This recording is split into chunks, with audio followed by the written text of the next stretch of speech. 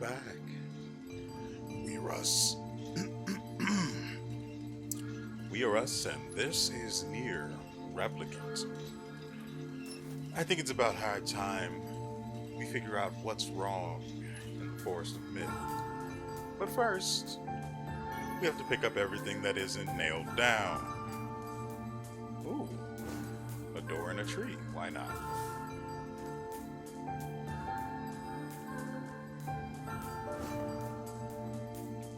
Hey there, buddy. こと言葉に気をつけて言葉？何のこと？伝染する言葉夢見る人夢見る人？なんだこの奇妙な感じは不思議そうにとは失礼な何これ？こやつに聞くのが良いであろうあなたたちは僕たちこの村に異変が起こったって聞いてやってきました。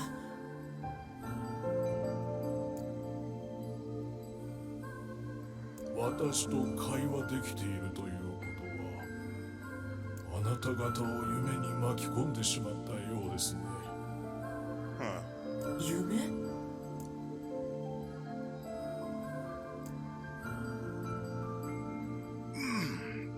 I guess this will be my part, huh? Mayor explained. In the past weeks, a mysterious disease called the Death Dream had spread across the forest of myth. Those who caught it were cursed to fall asleep and live forever within the world of their own dreams. The village mayor had determined the Death Dream was spread from person to person by spoken words. But before he could learn more, the disease took him as well.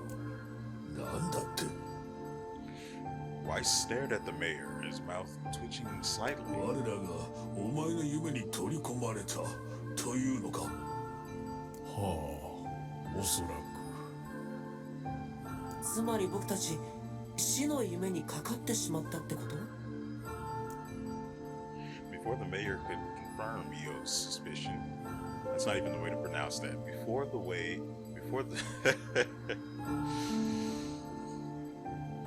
Before the mayor could confirm Yo's suspicion, Weiss exploded with rage.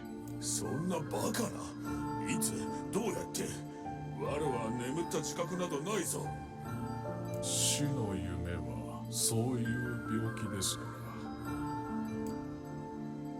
Though polite, the mayor was clearly trying to brush aside the book's remarks. 流すな The mayor twisted his mouth into an embarrassed grimace, then quickly changed the subject to who Yo had seen and what they had discussed since coming to the village. きっと夢に入るきっかけがあったはずです Yo and Weiss racked their brains but could find no easy solutions. There were simply too many words to consider, too much random chatter, too many meaningless conversations. Despite the fact that I had only spoken to the mayor. 適当に会話していて悪かったな The mere suggestion that Weiss chose his words carelessly seemed to sting his pride. 害したようにではなく害しておるのだはっきりと Irritated, Weiss looked skyward as if searching for answers in the heavens. 知っておるわ我のことはもう放っておけ The anger created by his harsh words bled over to Yo like a contagion.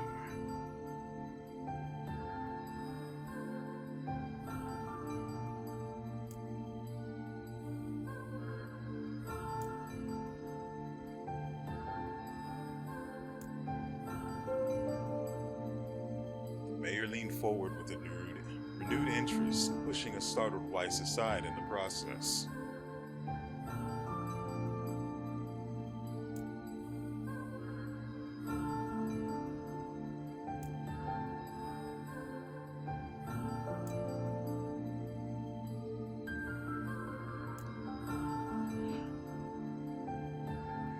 others stared at him for a moment before slowly shaking their heads.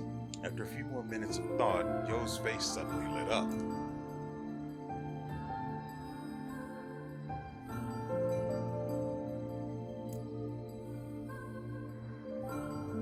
At this, the mayor produced a thick sheaf of papers from his pocket. He flipped through them a few times before finally nodding his approval at Yo.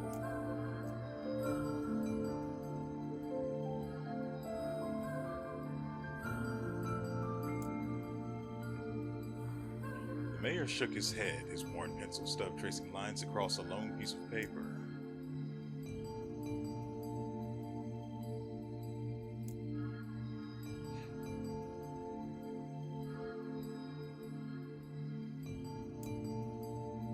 The mayor paused, a grimace crossing his face. Weiss immediately fired back.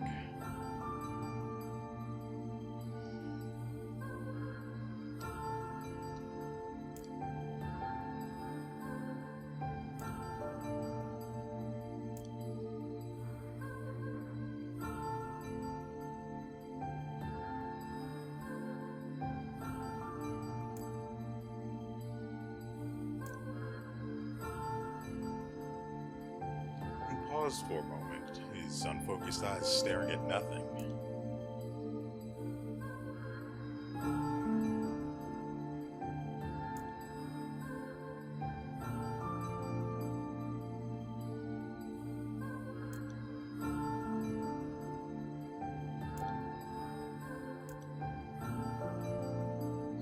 Yo nodded in agreement.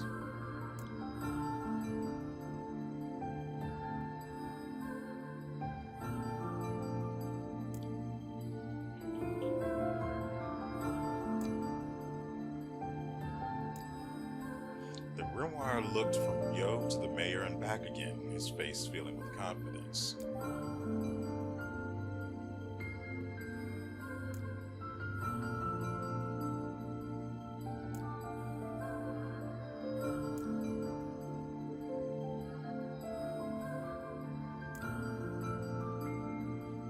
The mayor slowly raised his head, realization dawning on his face.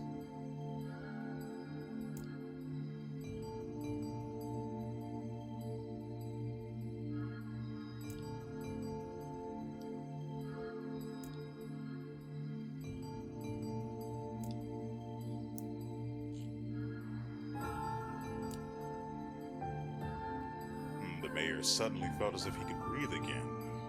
He'd almost forgotten what it was like.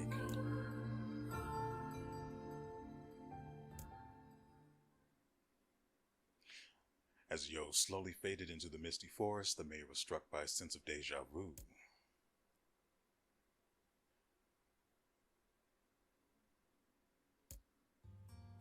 Yo's mood darkened as he trudged through the forest.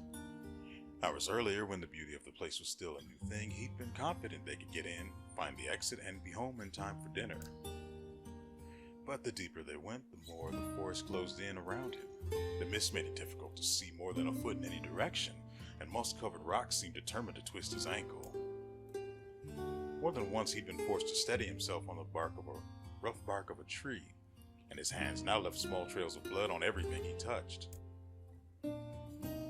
Additionally, Weiss was proving to be a spectacularly poor traveling companion. Unhindered by either terrain or physical effort, he spent most of his time urging Yo to pick up the pace and grumbling about their slow progress. Finally, after Weiss muttered something about legless turtles being more adept at navigating the environment, Yo snapped.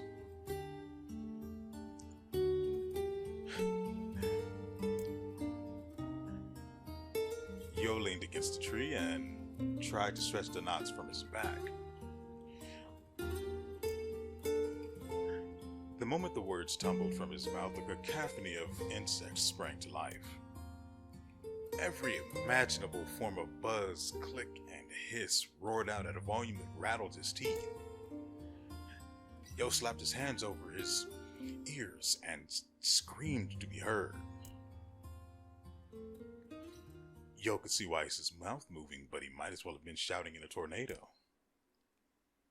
The insects screamed, the forest howled, and then, just as Yo's ears seemed ready to tear from his head and go running for cover. The sound diminished. Hesitantly, he removed the hand from his left ear and listened to the creatures of the woods.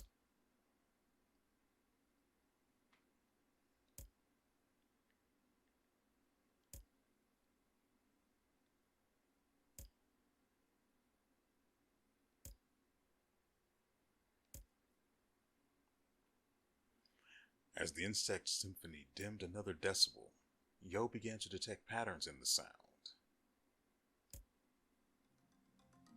The insects weren't just calling out, they were asking a question. One with it is lacking, two with it is ideal, three with it is dangerous. What is it?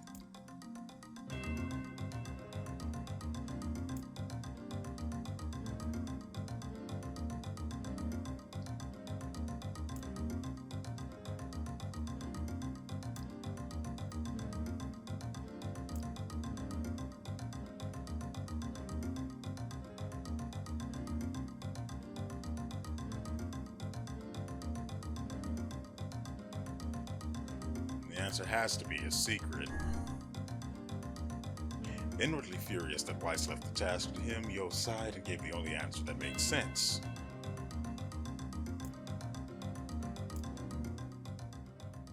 The sound of the insects stopped as suddenly as it began. The forest undergrowth parted before Yo like a rippling wave, opening a new path.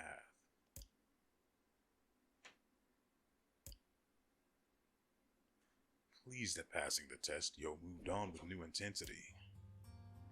The path offered his body relief from the undergrowth, but gave even greater cheer to his mind. As long as they were on a path, their journey had a purpose.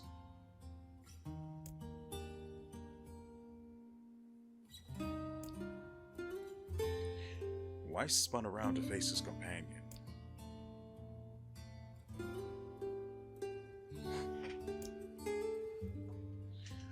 As Weiss finished speaking, the pair turned a corner and found themselves facing a clear forest spring. Smiling, Yo picked up a small rock and sent it skipping across the surface of the water. His surprise was understandable. Each time the rock struck the surface of the water, a musical note rang out. When the rock finally stopped moving and sank to the bottom of the spring, the ripples it left behind came together to form words. I enter through the window, but break no glass. When night falls, I vanish. What am I?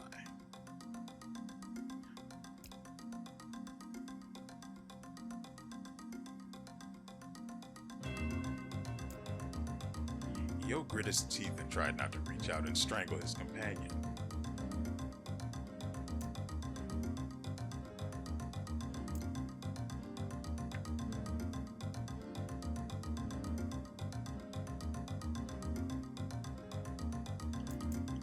Naturally. I was thinking wind at first, but then the nightfall part rendered that moot, so here we are. A plume of water suddenly burst from the spring. Sunlight filtered through the trees and reflected off the plume, creating a shimmering rainbow that spanned the entire horizon.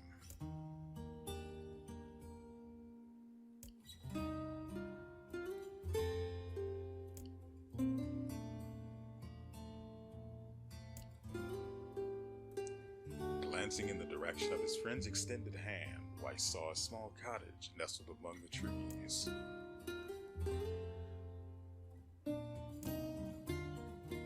Yo walked over and pounded on the door. After a minute of solid banging, the door cracked open and a small man peered out. His body was cloaked from neck to toe in a large black cape, while his face was obscured by mist. But before he could get any further, the cloaked man held a hand up and began speaking. I have 4 legs in the morning and 2 at noon, but in the night with 3, what am I?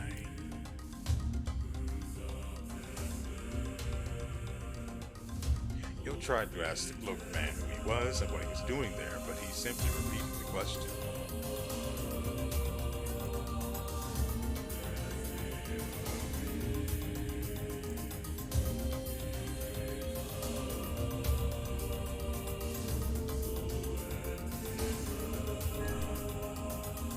Basically, toddler, standing on two legs, and old.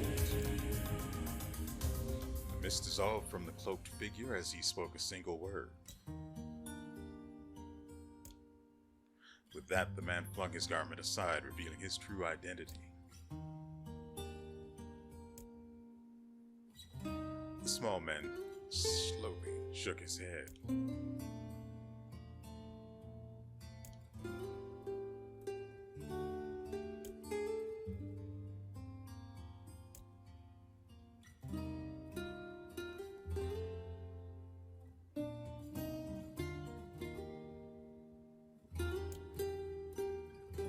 With that, the man turned on his heel and slammed the door behind him. As Yo watched, mist seeped up from the ground and enveloped the cottage, erasing it from existence.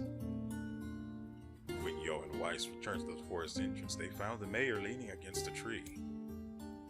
As soon as he caught sight of the duo, he sprang to his feet and scrambled over to them.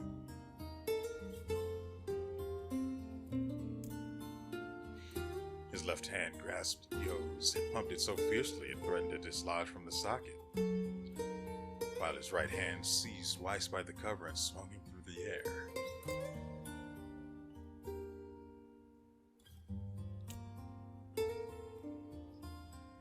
The mayor smiled broadly and shook his head.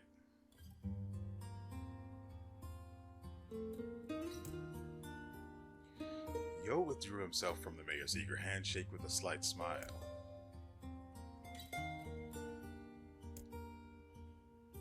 The mayor's face beamed as Yo filled him in on the details.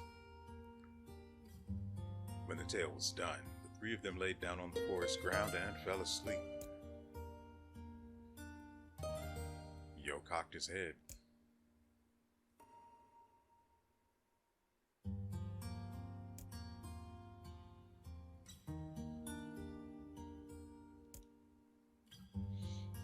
Yo and the mayor obediently reclined atop the grassy earth.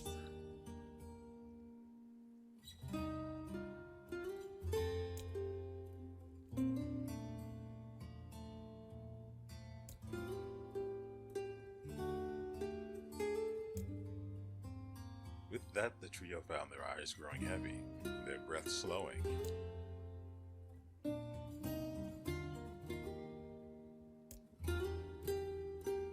His words were cut off by a loud, long yawn, and he remembered nothing more. They might have slept for an hour or a year.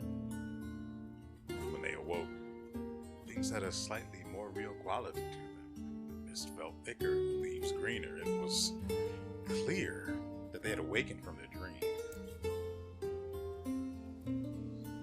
Yo shook the mayor's shoulder gently.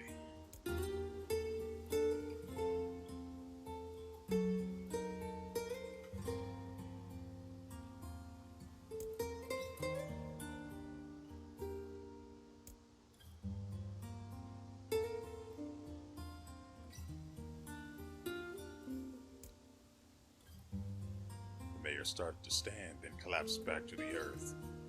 He stared at his legs as if trying to remember how they worked, then glanced at Yo and shrugged.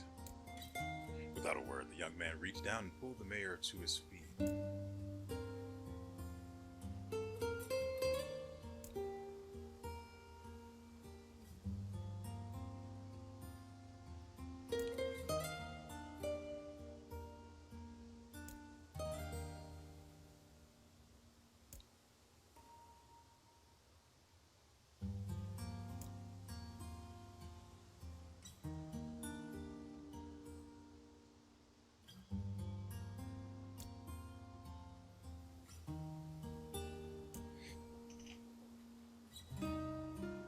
The mayor shook his head.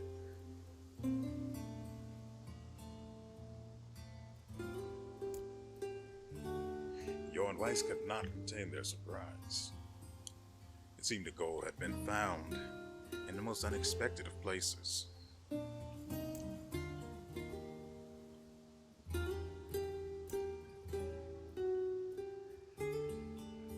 As the three of them said their goodbyes, Yo mentioned the strange man who had given them the third riddle and the mysterious words he had left them with.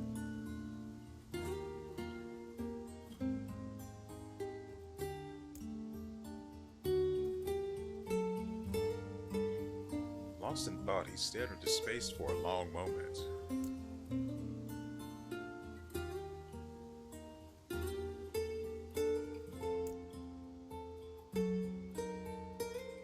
Yo tried to keep a straight face and failed, but the mayor didn't seem to notice.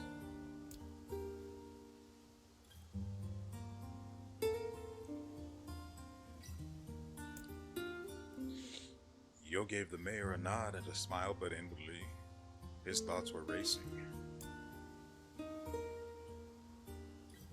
There's something wrong about the mayor and his words.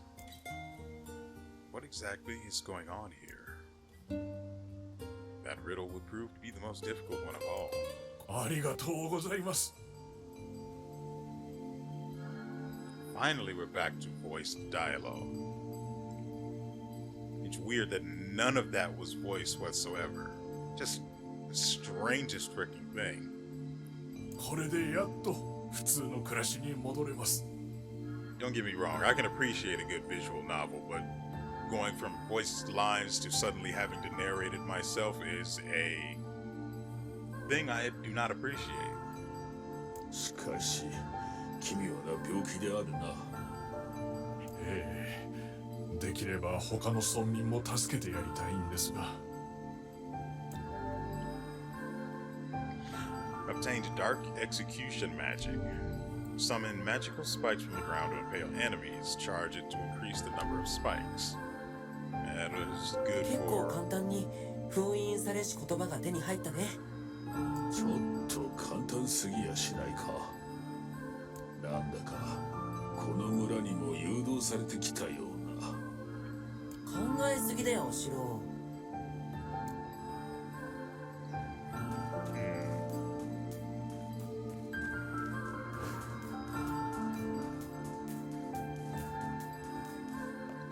There doesn't appear to be a whole lot to this place, so let's go ahead and get done here. この人も夢を見てるのかな。おそらくはそうであろう。 Sure.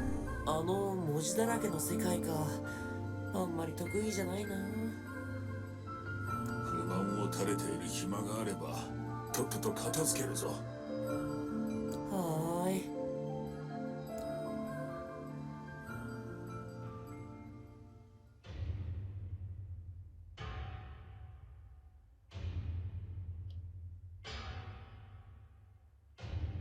I breathe air scented with death and resist the urge to laugh, for I knew it would sound like the words of a madman. How long have I been here? My box, my prison is tucked beneath the stairway in the long unused catacombs of some infinite castle. Outside, I hear the sounds of a funeral dirge that plays without end. Light has no place here. Wind is a forgotten friend. I pray for death to come, but he forsakes me. Time passes, and eternity slips by in a single tick of the clock. Someone knocks on my prison.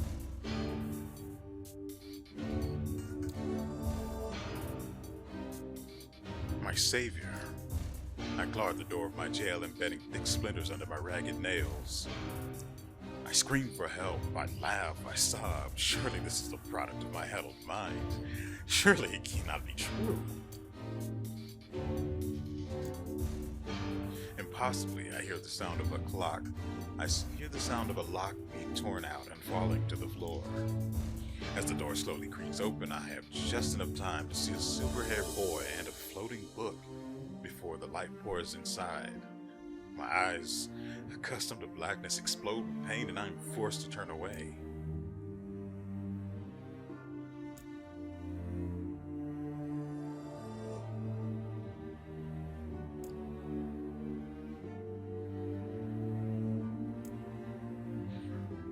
one known as Yo extends his hand and pulls me from the cell. Though my eyes are slow to adjust to freedom, my ears are keen as ever, and they recognize the staccato sounds of heavy rain.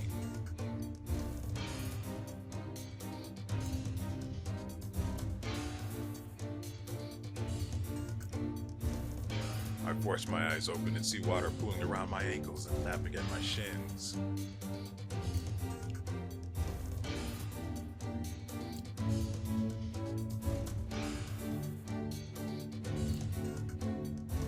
Time, that long-forgotten friend, made itself known again. I nodded my head and swore to save my rescuers no matter the cost.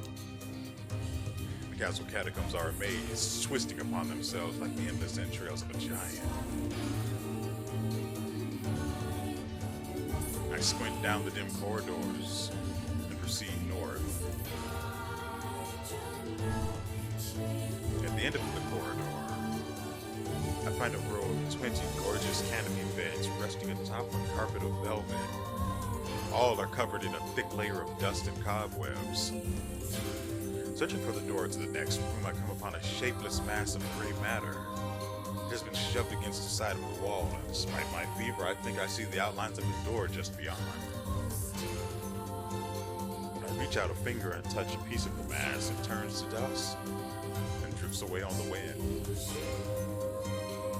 Realization slowly dawns and I fall to my knees and weep. Corpses. I face a mountain of charred and crumbling corpses. I look from it to the beds and back again until the horror dawns full upon me. Someone has piled these bodies into a tower and set them ablaze. Whether they were alive or dead, I don't know. And sanity will not permit me to consider the proposition further. I make a sound. Whether a scream or laugh, I can't be certain.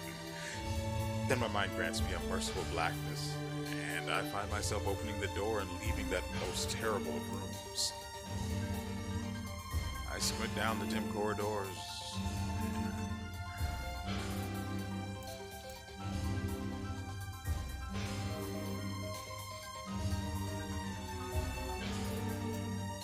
Proceed east.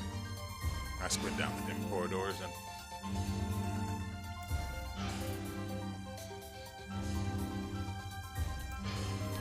proceed north. I squint down the dim corridors and proceed north. At the end of the path, the waters rise to my waist, exhausting me both physically and spiritually. I pray that this is the way out. Eventually I can stand the sight of the waters no longer, and so turn my eyes upward. Imagine my surprise when I see a series of paintings hanging on the faded plaster wall.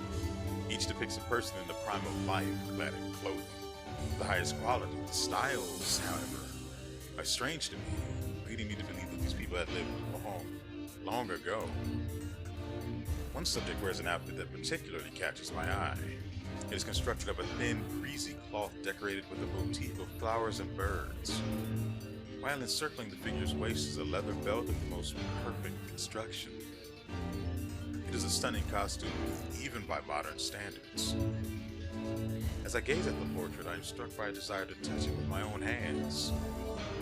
Yet, as I extend a single finger to the painting, I am gripped by a most unpleasant feeling. Staring closely at the image, I see it bend and warp into the shape of another finger. Something behind the picture is pointing at me. Is it another prisoner? A fellow inmate trapped for eternity in this place? I cannot let it pass, and so I seize the portrait with both hands and throw it into the water. The wall is hollow behind the painting, and inside I can just make out a body. Whether or not this is a prisoner, there would be no rescue. The poor soul is long dead. Scraps of clothing lie on the floor around the bones. Only a small amount of the fabric has survived, but it features the same delicate designs that were depicted in the portrait. I have been admiring a row of corpses, blocked from view by portraits of each victim at their pinnacle. Enough! Shooting my eyes, I paddle forward through the water. I squint down the dim corridors and proceed south. I squint down the dim corridors. What was the path I took to get here? From the room that we had no choice but to enter, we went.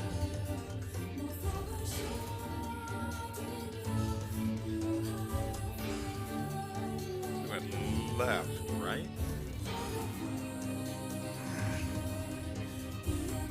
So we've gone south, so we have no choice but to go east. At the end of the path, I find myself in a great hall with only the sounds of rain for comfort. Waterlogged red carpet squishes beneath my feet as I approach the center of the room. Once there, I behold a beautiful dining table upon which rest china and silver of the finest construction, as well as the remains of a fantastic feast. As my eyes continue to adjust, I see many chairs surrounding the table, each holding a dinner guest. Noticing movement, I approach the chair at the table's head. But as the truth of the matter dawns on me, I recoil in horror. The host of the feast is a corpse, as are all the invited guests. An army of foul, wriggling insects have made their homes in their remains, and this is the movement I saw. This once splendid feast was now nothing more than a requiem for the lost. I take a moment to steady my shaking hands and then slowly back away from the table. Desperate to lose sight of the abomination before me, my gaze lands on the chairs upon which the dead are seated.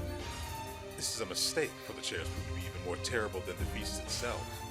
Each one is covered in a layer of spikes that run from the seat, up the back, and down the arms. This explains the color of the carpet beneath my feet. I can only pray that the unfortunate diners were dead when the meal began. Or if not, it is a simple task to envision the agonizing screams that must have sprung forth from their mouths. My mind grasps frantically at the possibility that these souls had committed some terrible crime for which this was punishment. Though in truth I suspect they had committed no crime at all. There would be no tomorrow for these unfortunates. This was their last supper. I squint down the corridor and proceed north.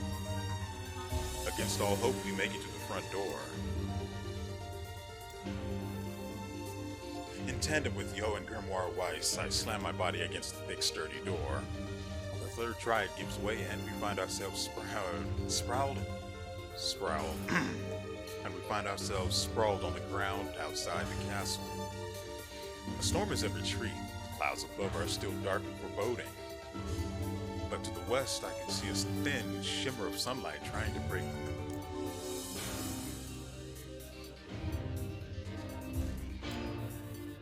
Looking down, I suddenly notice that my dress is in tatters, and I sheepishly try to cover my exposed skin.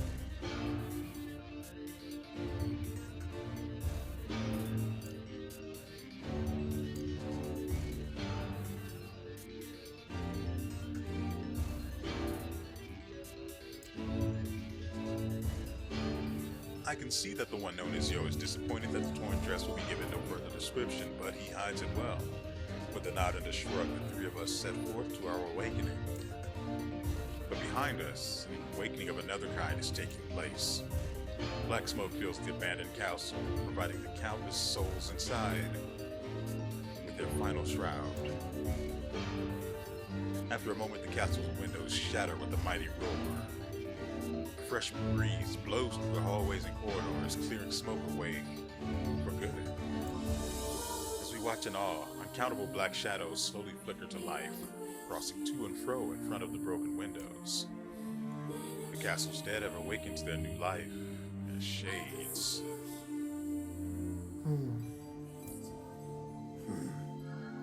何か言うことある？次は迷路は勘弁してもらいたいな。まったくだね。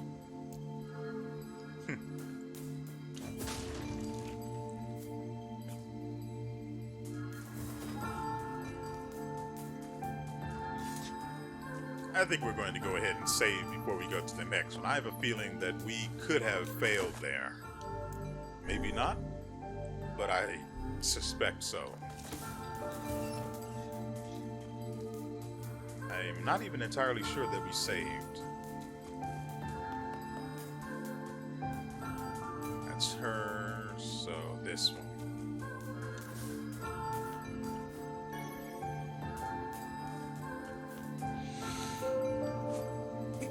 こやつも同じか。手のかかることだ。In we go. 白は本なのに文字が苦手なの？何事にも例外はある。行くぞ。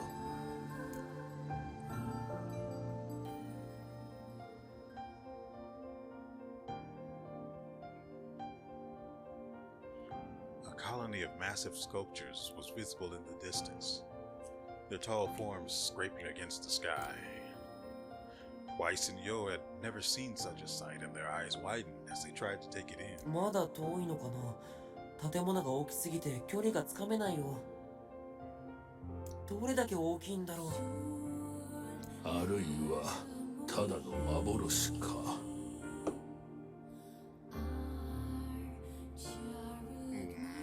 Why was that line voiced, but not translated?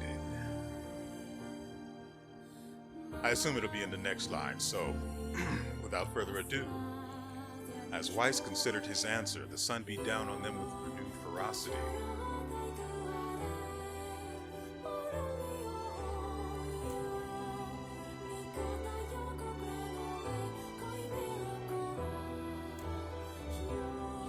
Yo nodded and wiped the sweat off his brow, leaving a trail of sand in its place. He thought he'd never been so thirsty. The ancient road on which they walked was black and cracked with age.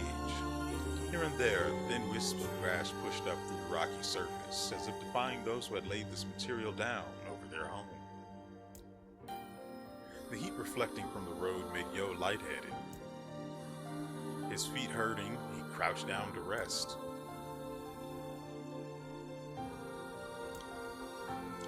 And complaining had already begun. Weiss tried not to let his eyes roll too much.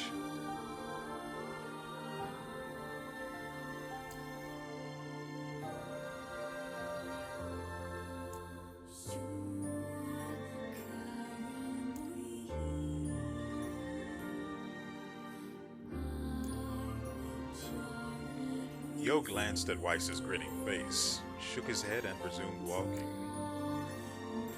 As time passed, Yo's feet grew more painful, and his throat drier. Drier than he thought possible. He tried not to look further than the next step ahead because the bright sunlight made him hesitant to trust his own senses.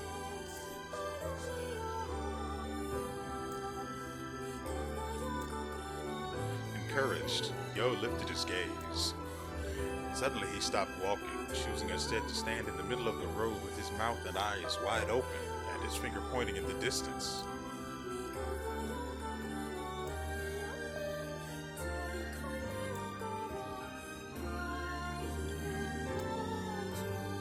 Without waiting for a response, Yo sprang to life and bounded toward the sight. There was no water. There was nothing but sand in every direction. Yo closed his eyes and sighed as Weiss floated up behind him and chuckled softly.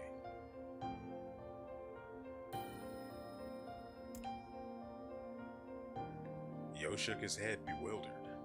Suddenly he pointed off in the distance, his eyes wide once more.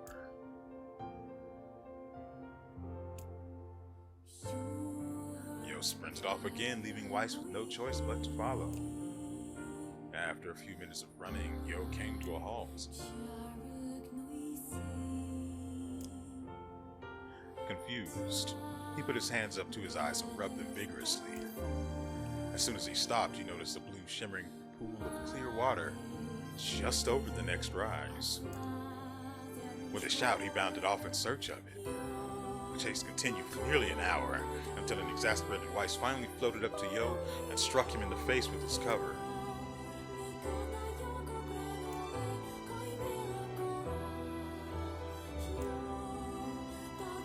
Yo's face clouded.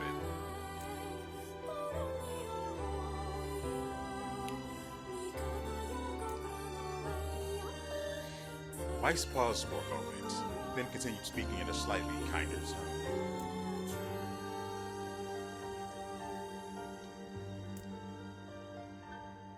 Yo looked up. Stretched out before him was a row of impossibly tall sculptures. Their journey was at an end.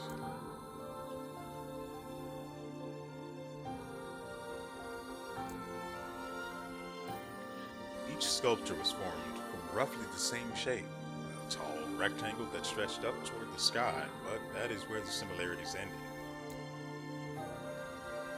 Most were covered with panes of glass that reflected light in 1,000 directions, while others seemed to be nothing but frames of steel.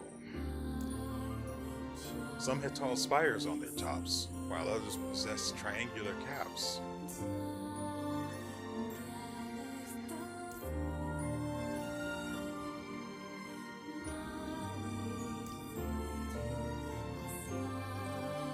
The debate continued as they made their way through the city. Miracles of artistry were everywhere. Great iron crates with wheels sat silent on steel rails. Beautifully carved works with lights of red, amber, and green dangled over every street. As they moved away from the massive sculptures, they found a great array of smaller ones. Some were covered in glass or brick, but many were composed of materials they'd never before encountered. The sheer variety of colors and styles was staggering. Unable to find a theme or purpose to the abstract works around them, Yo and Weiss eventually fell silent. On the outskirts of the city, they discovered 3 sculptures in the shape of humans.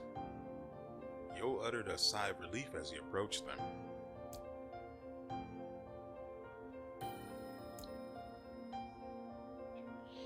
The 3 statues were indistinguishable except for a single word chiseled into their right arms.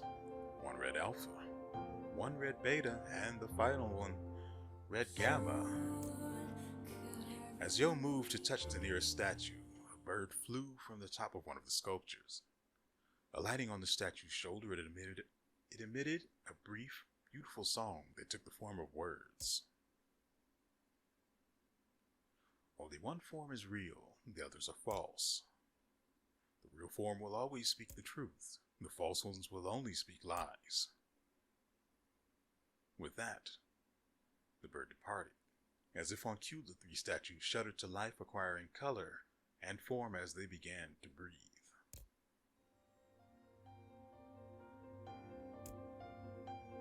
The triplets bowed low before Yo.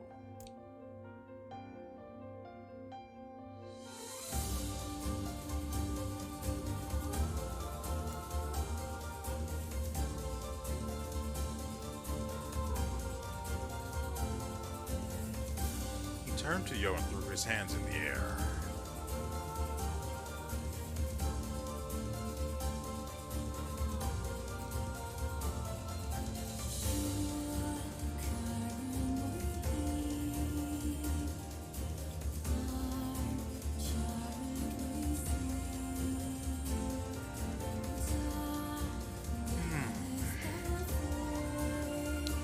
This could be tricky, and I don't know if it's possible to fail it, so I'm going to play it carefully and take note of all of the information I'm being given.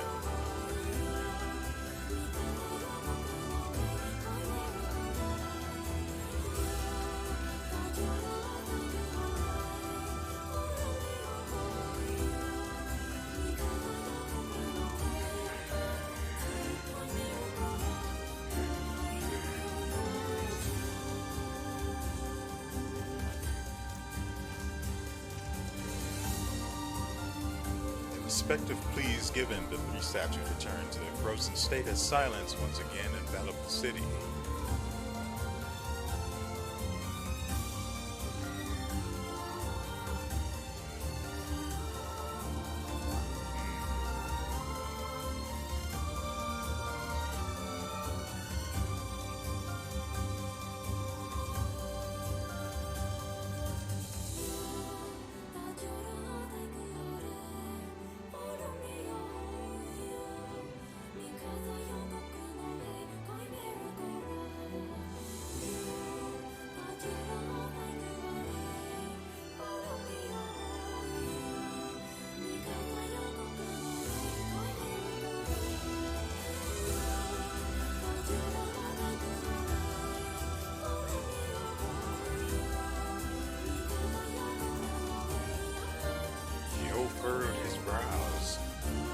considered his answer.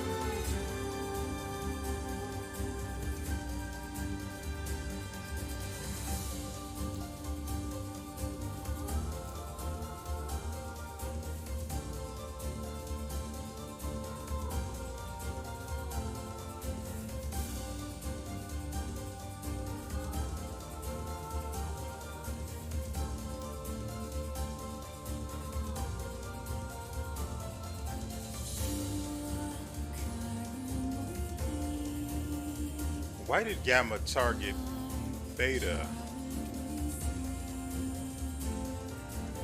in the sentence he spoke?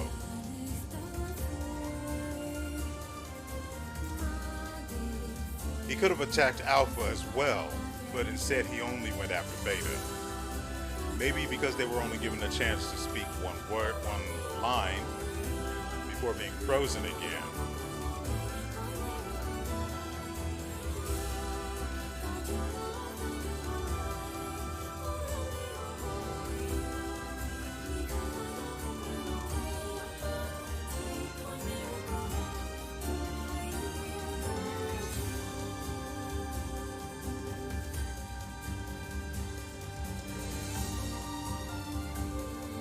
If I had to choose, well, if I had to narrow it down, it'd be between Gamma and Beta.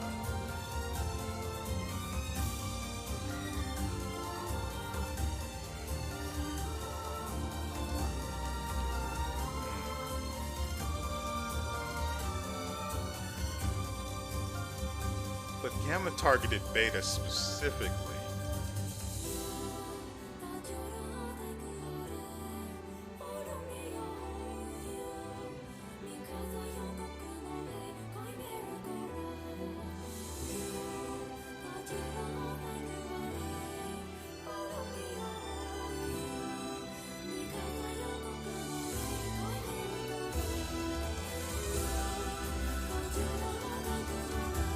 Not much to go on, and it's probably a flawed reasoning that I'm using here. But one way or the other, we do have to choose. So,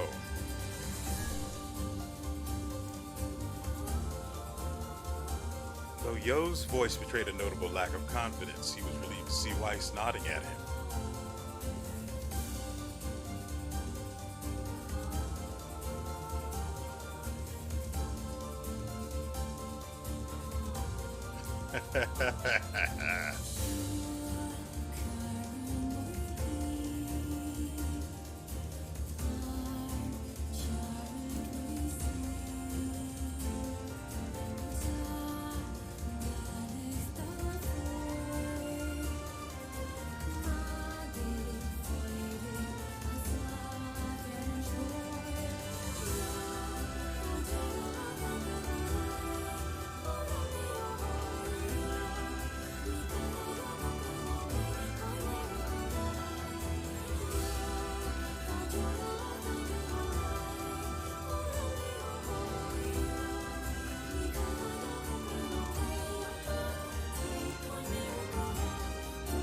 Weiss finished his explanation. Alpha and Gamma crumbled soundlessly into dust while Beta sprang to life once more.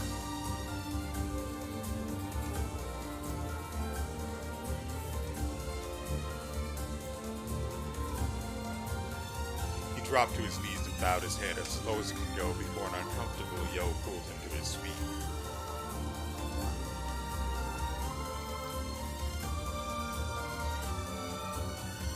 The villager slowly looked around at the bizarre objects and sculptures that dotted the landscape, and then shook his head.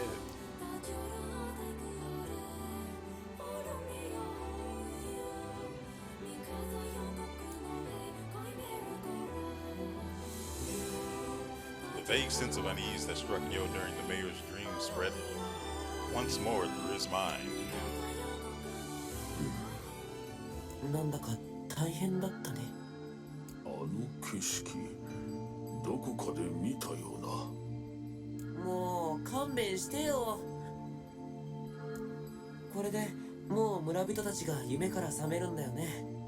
村長の言っていたことが本当ならそうなるな。やれやれだ。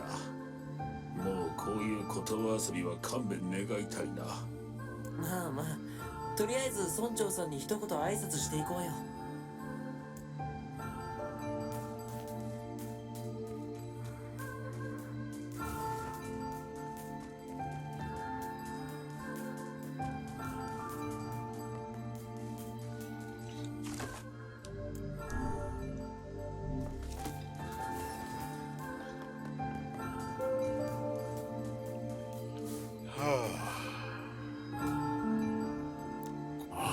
皆さん、どうもありがとうございました。これは心ばかりのお礼です。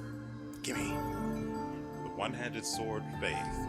こんな高価そうなものもらっていいんですか？もちろんです。名のある品らしいのですが、戦いのないこの村には必要のないものですから。ではありがたくいただきます。本当にありがとうございました。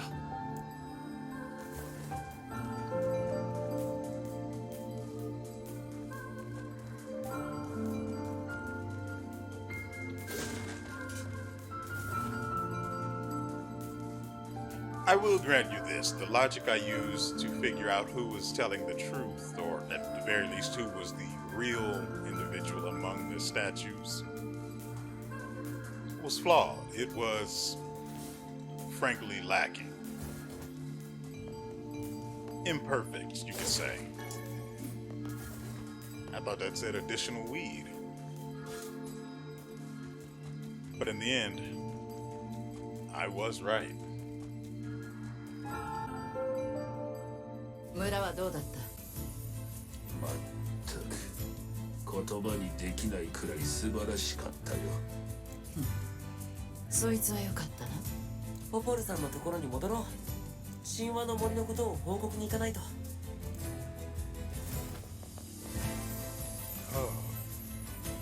Not about the weed, let's be clear.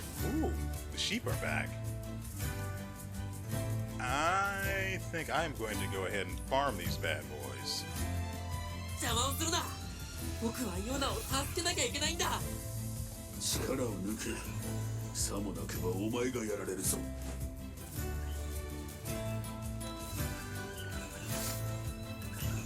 We have picked up some other abilities. Let's see what these are capable of.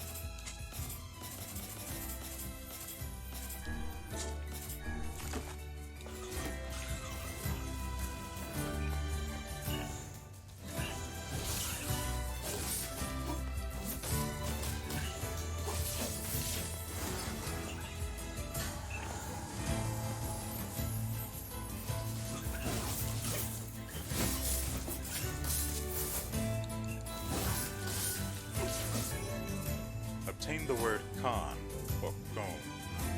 Use with all categories. With martial arts, it increases magic defense by 2%, and on weapons and magic, it inflicts poison or applies poison. Nice. Hold on, let me dodge that, and now we'll see.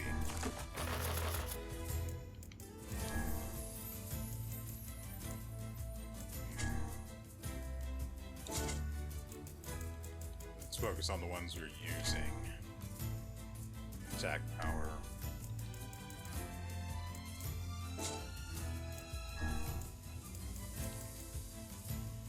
Poison level 1. Why do we have 2 that apply poison?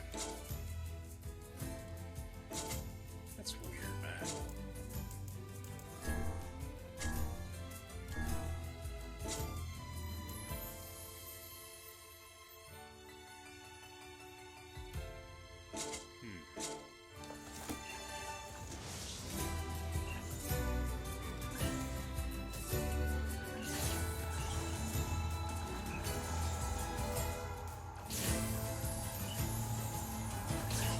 I took the hit, but I still remained on my feet. So that might actually be useful.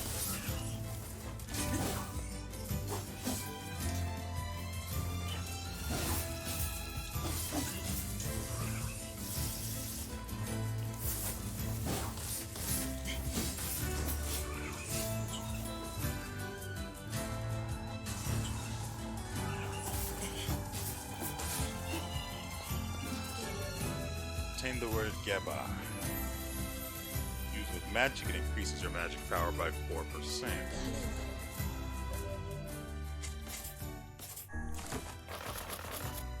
Let's see. Yeah, we'll go with that then. Dark Blast using poison. I don't even know if these effects would apply to bosses, which is typically my main concern.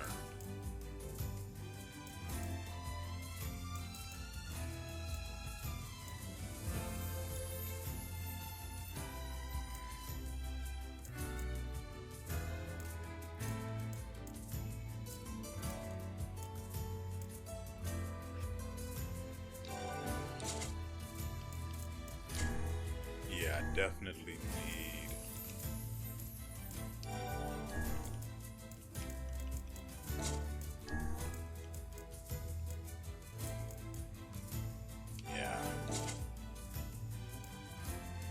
gears on the rest of them. This doesn't do damage, so increasing its magic cost is really the only thing we can do with it.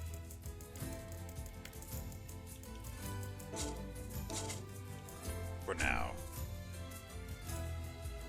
Dark Execution does damage, though.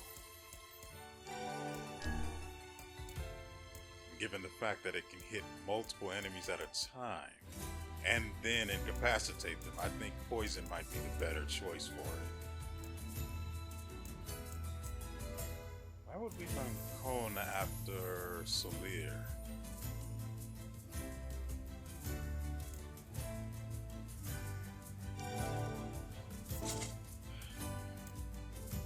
Let's see. Yeah.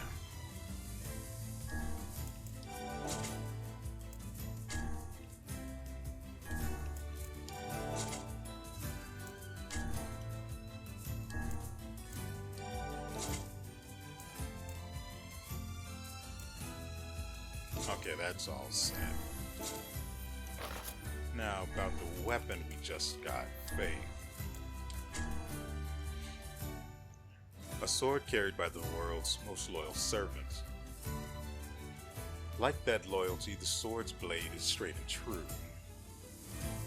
Requires 3 silver ore and a broken antenna to increase its attack power to 189. And it's also a very light sword. And it increases my magic power. I think I'm actually going to go with this one.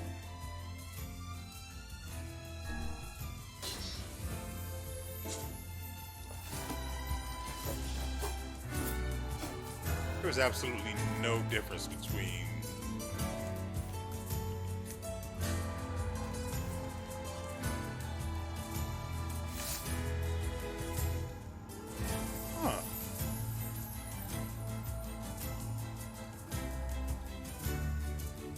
but the other ones disappeared immediately. Wait, where's my boar? I left them over here. So I guess the barrier only lasts for a short while if it doesn't take any hits, but if it does, it disappears immediately. Why do you guys have to be like this?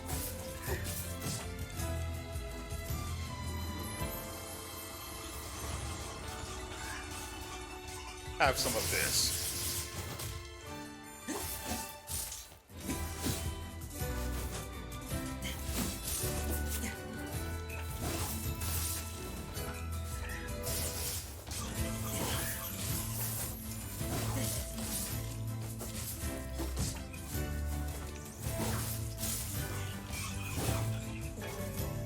Obtain the word Vara.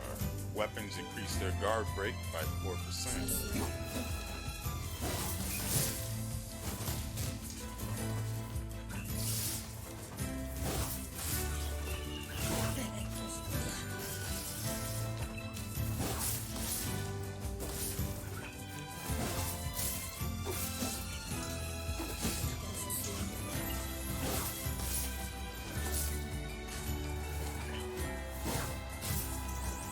I wonder, it taunted them.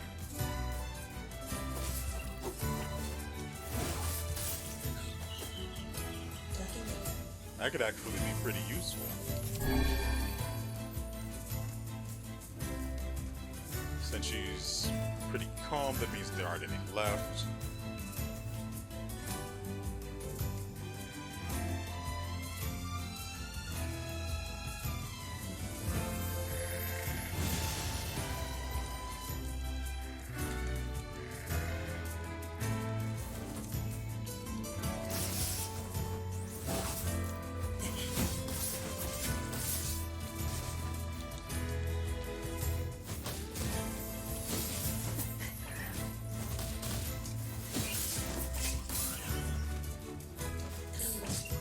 Good lord.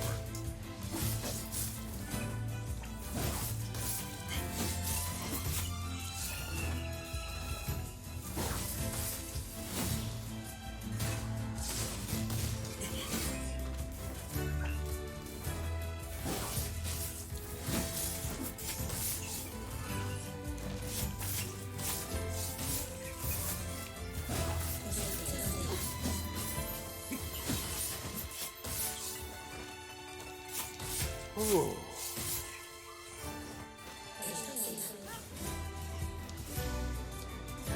Just what did I pick up though? And it's gone forever. I guess that's a medicinal herb.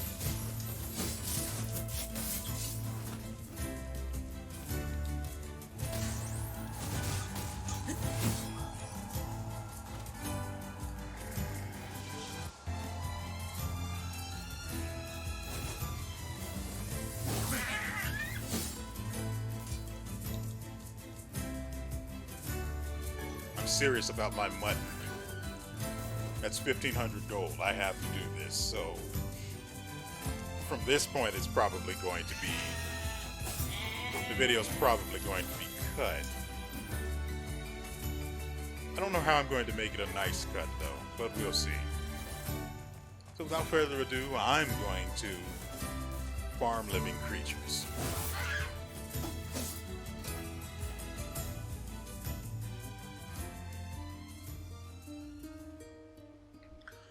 Well, that was eventful.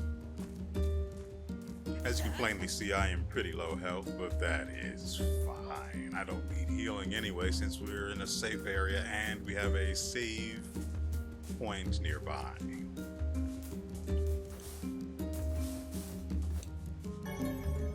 Yep, so that's a healing herb. Sent directly into the ether because I have as many as I can carry. I do want whatever this... I'm hoping it's an ore down here.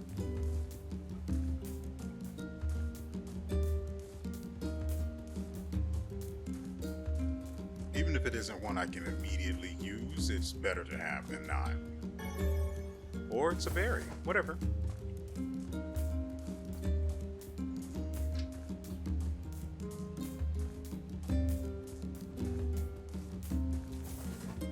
I also found out I can Skyrim with the... what's its face? The boar. That was fascinating, frankly. And so, we've come to the end of yet another episode. I hope you guys have enjoyed yourselves and everything you've seen here. And I know there wasn't a whole lot to actually see, but it was interesting. It was a huge departure for what I was expecting, what I was anticipating would happen in that particular area, the Forest of Myth. That I did not expect it to turn into a visual novel, minus the visuals. So I'm pretty sure I know what I'm going to call this video. I'm not going to spoil it. He says after the video's already been uploaded and you already know what the title actually is. So I can only hope I remember, and I've got to edit this stuff immediately and get it uploaded as soon as possible, so I should be able to remember what the title I want to use here is going to be. I hope you guys are also impressed by how I handled the very final trial, the last dream, and freed the dreamer. Guessing that it was beta was a risk, granted. I had very little information to go on, and I was looking at the situation sort of in the wrong way. But hey, it turned out well. My logic was sound, even though it was ridiculous and pretty simple, to be honest. But I am proud of myself. I really am. And I hope you guys are too. And are looking forward to more. So with all that said, we will see you next time.